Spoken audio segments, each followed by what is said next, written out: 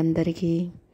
రేపటి రోజు నుంచి శరన్నవరాత్రి దసరా నవరాత్రులు మొదలవుతున్నాయి కదండి.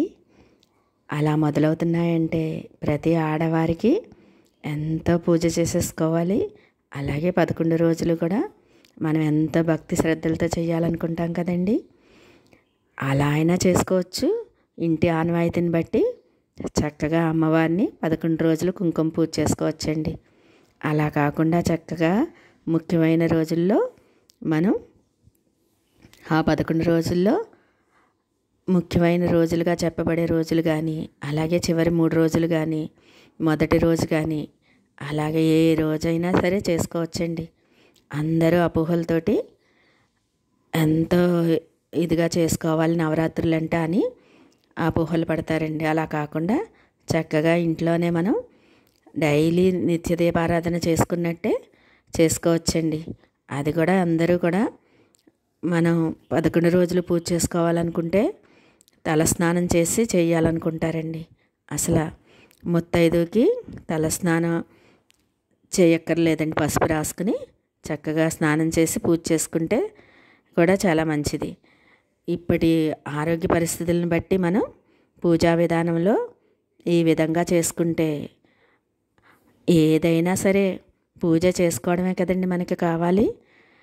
ఇలా చేయాలి అలా చేయాలి అనుకోకుండా చక్కగా నవరాత్రుల్లో ఆ అమ్మవారికి ఏ అమ్మవారు అయితే ఆ అమ్మవారికి కుంకుమ పూజలు, అలాగే మనం నిత్యం చేసే నైవేద్యాలు కానీ ఎంతో ఇదిగా చేసుకోవచ్చండి.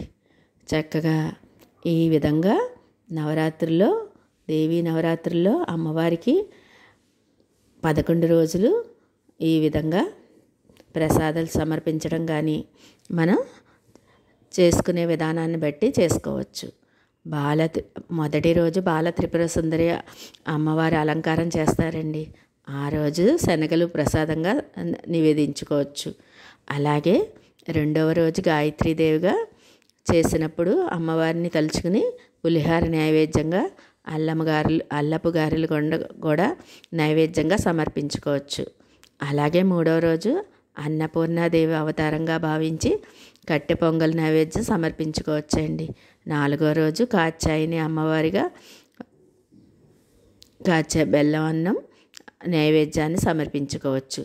అలాగే ఐదవ రోజు మహాలక్ష్మి అమ్మవారిగా క్షీరన్నాన్ని నైవేద్యంగా సమర్పించాలండి. ఆరో రోజు లలితాదేవికి పెసరబూరెలు పులిహోర నైవేద్యంగా సమర్పించుకుంటే మంచిదండి.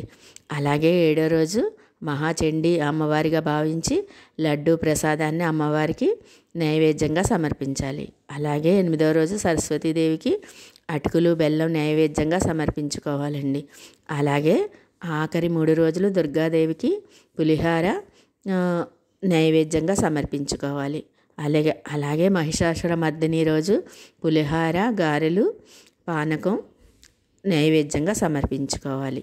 11వ రోజు రాజరాజేశ్వరి అమ్మవారిగా పులిహార, గారెలు నైవేద్యంగా